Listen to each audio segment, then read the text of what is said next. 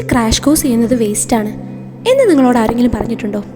Wait, 2.5 മാസത്തെ crash course കൊണ്ട് ഞാൻ ക്രാക്ക് ചെയ്തത് 495 ഔട്ട് ഓഫ് 720 ആയിരുന്നു. ഹായ് ഗൈസ്, ഞാൻ Anagha, final year MBBS student at Calicut medical college.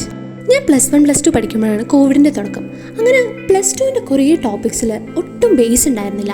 അതുകൊണ്ട് നീറ്റ് അറ്റംപ്റ്റ് ചെയ്യുമ്പോൾ ആ ഒരു പേടി എനിക്ക് വല്ലാണ്ടുണ്ടായിരുന്നു. നമുക്കറിയാം, നമ്മൾ ബോർഡ് എക്സാമിന് പഠിക്കുന്നത് പോലെയല്ല നീറ്റ് എക്സാമിന് പഠിക്കുന്നത്. രണ്ടും നല്ല വ്യത്യാസമുണ്ട്. +2ന് 1200 ഉണ്ടായിരുന്നെങ്കിലും നീറ്റ് എക്സാമിന് ആ കോൺഫിഡൻസ് ഒന്നും എനിക്കുണ്ടായിരുന്നില്ല. അതുകൊണ്ട് ഞാൻ ക്രാഷ് കോഴ്സിന് ജോയിൻ ചെയ്തു. പക്ഷേ ഈ 2 മാസം വെറുതെ എന്തെങ്കിലുമൊക്കെ പഠിച്ച് നീറ്റ് എഴുതിയിട്ട് അത് കഴിഞ്ഞ് റിപ്പീറ്റ് ചെയ്യുക എന്നുള്ളൊരു മെൻറ്റാലിറ്റി ആയിരുന്നില്ല എനിക്ക്. അങ്ങനെ ഈ 2 മാസം ഞാൻ മെയിനായിട്ട് ഫോക്കസ് ചെയ്തത് എനിക്ക് ബേസ് കുറവുള്ള ചാപ്റ്റേഴ്സിന് നല്ലൊരു ബേസ് ബിൽഡ് ചെയ്യുക എന്നുള്ള കാര്യത്തിലായിരുന്നു. ഒപ്പം ബയോളജി മിനിമം ഒരു 2 to 3 ടൈംസ് എങ്കിലും വായിക്കാനുള്ള സമയം ഞാൻ കണ്ടെത്തിയിട്ടുണ്ടായിരുന്നു. പക്ഷേ എല്ലാ ചാപ്റ്ററിൽ നിന്നും മിനിമം നമ്പർ ഓഫ് ക്വസ്റ്റ്യൻസേ പ്രാക്ടീസ് ചെയ്യാൻ സമയം കിട്ടിയിട്ടുണ്ടായിരുന്നുള്ളൂ. ഫിസിക്സിൻ്റെയും കെമിസ്ട്രിയുടെയും കാര്യം പറയുകയാണെന്നെങ്കിൽ എല്ലാ ചാപ്റ്റേഴ്സും ക്രാഷ് കോഴ്സിൽ ക്ലാസ് കണ്ട് അതിൻ്റെ നോട്ട്സ് കാര്യങ്ങളൊക്കെ പ്രിപ്പയർ ചെയ്ത് വെച്ചിട്ടുണ്ടായിരുന്നു. ഇനി കുറച്ച് ഡീറ്റെയിൽഡ് ആയിട്ട് പറയാം. ഡെയിലി ബയോളജി ക്ലാസ് കാണുമായിരുന്നു. ബയോളജി ക്ലാസ് കാണുന്ന സമയത്ത് ബയോളജി ടെക്സ്റ്റ് ഫ്രണ്ടിൽ തുറന്നു വെക്കും. എന്നിട്ട് ക്ലാസ്സിൽ പറയുന്ന പോയിൻറ്റ്സ് കറക്റ്റായിട്ട് അതിനകത്ത് അണ്ടർലൈൻ ചെയ്യുമായിരുന്നു. ആൻഡ് ഓൾസോ എനിക്ക് മനസ്സിലാവാത്ത എന്തെങ്കിലും കോൺസെപ്റ്റ് കാര്യങ്ങൾ അതിനകത്തുണ്ടെങ്കിൽ അത് ഞാൻ സൈഡിൽ പെൻസിൽ കൊണ്ട് എഴുതി വെക്കും. ഹോണസ്റ്റ്ലി പറയാം, ഈ ക്രാഷിൻ്റെ സമയത്ത് ബയോളജിയിൽ ഒരു ക്വസ്റ്റ്യൻ പോലും ഞാൻ പ്രാക്ടീസ് ചെയ്തിട്ടുണ്ടായിരുന്നില്ല. ഞാൻ ആകെ ഫോക്കസ് ചെയ്തത് ടെക്സ്റ്റ് നല്ല പോലെ വായിക്കാനും അതിൽ എനിക്ക് മനസ്സിലാവാത്ത +2ലെ കുറേ ചാപ്റ്റേഴ്സിൻ്റെ കോൺസെപ്റ്റ് ക്ലിയർ ആക്കാനും വേണ്ടിയിട്ടായിരുന്നു. ബയോളജിയിൽ ക്വസ്റ്റ്യൻസ് ആകെ ചെയ്തിരുന്ന സമയം ഓരോ ആഴ്ചയും നടക്കുന്ന മോക്ക് ടെസ്റ്റിലൂടെയായിരുന്നു. പക്ഷേ ആ ക്രാഷ് കോഴ്സ് തീർന്നപ്പോഴത്തേക്കും എല്ലാ ചാപ്റ്റേഴ്സും മിനിമം ഒരു 2 തവണയെങ്കിലും വായിച്ചിട്ടുള്ള കോൺഫിഡൻസ് എനിക്കുണ്ടായിരുന്നു. ഇനി ഫിസിക്സും കെമിസ്ട്രിയും, ഇതിന് ടെക്സ്റ്റ് വായിക്കാനുള്ള സമയമൊന്നും എന്തായാലും ഉണ്ടായിരുന്നില്ല.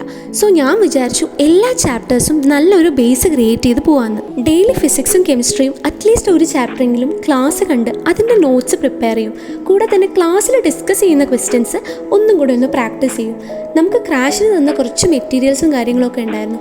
അതിൽ ഡിസ്കസ് ചെയ്യുന്ന ക്വസ്റ്റ്യൻസും 1-2 പ്രാവശ്യം ഒന്ന് സോൾവ് ചെയ്ത് നോക്കും. സമയം അധികം ഇല്ലാത്തത് കാരണം ഫിസിക്സും കെമിസ്ട്രിയും ഒന്നും ഇതുപോലെ തന്നെ ഒത്തിരി ക്വസ്റ്റ്യൻസ് ഒന്നും സോൾവ് ചെയ്തിട്ടുണ്ടായിരുന്നില്ല. ക്ലാസ്സിൽ സോൾവ് ചെയ്യുന്ന ഈ കുറച്ച് ക്വസ്റ്റ്യൻസ് മാത്രമായിരുന്നു മെയിനായിട്ട് ഫോക്കസ് ചെയ്തിരുന്നത്. കൂടാതെ ഇക്വേഷൻ നോട്ടും കാര്യങ്ങളൊന്നും ഉണ്ടാക്കി വെക്കാനുള്ള സമയം ഉണ്ടായിരുന്നില്ല എന്ന് പറയുന്നേക്കാൾ നല്ലത് ആ ഇക്വേഷൻ നോട്ടിൻ്റെ ഒന്നും ഇമ്പോർട്ടൻസ് അന്ന് അറിയില്ലായിരുന്നു. അതുകൊണ്ടൊന്നും വല്ലാണ്ട് അതിലേക്ക് ഫോക്കസ് കൊടുത്തിട്ടുണ്ടായിരുന്നില്ല. എല്ലാ ആഴ്ചയും നടക്കുന്ന മോക്ക് ടെസ്റ്റ് കറക്റ്റായിട്ട് അറ്റൻഡ് ചെയ്യാറുണ്ടായിരുന്നു.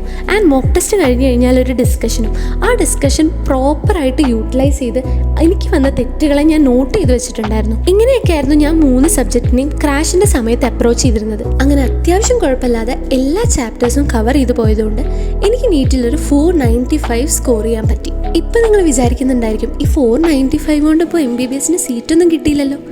ഇല്ല, പക്ഷേ നീറ്റിന് റിപ്പീറ്റ് ചെയ്യാൻ പോയ സമയത്ത് എൻ്റെ കയ്യിലുള്ള ഈ നോട്ട്സും എൻ്റെ ഈ സ്കോറും എനിക്ക് ഭയങ്കര കോൺഫിഡൻസ് ആയിരുന്നു.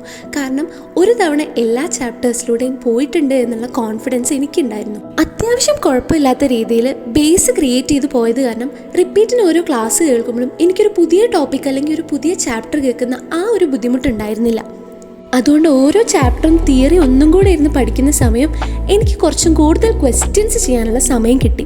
അതെനിക്കൊരു എക്സ്ട്രാ എഡ്ജായിരുന്നു. അപ്പോൾ ഈ ഒരു മാസം കൊണ്ട് ക്രാഷ് ചെയ്ത് എന്ത് കിട്ടാനാ എന്ന് ചോദിക്കുന്നവരോട് എനിക്ക് പറയാനുള്ളത്, ഈ ഒരു മാസം സീരിയസ് ആയിട്ട് എഫേർട്ട് ഇട്ട് എല്ലാ ചാപ്റ്ററിലും ഒരു ബേസ് ഉണ്ടാക്കി വെക്കുക. സോ ദാറ്റ് നിങ്ങളുടെ റിപ്പീറ്റ് ഫേസ് നിങ്ങൾക്ക് കുറച്ചും കൂടെ ഈസി ആയിരിക്കും. അപ്പോൾ all the best to all future doctors.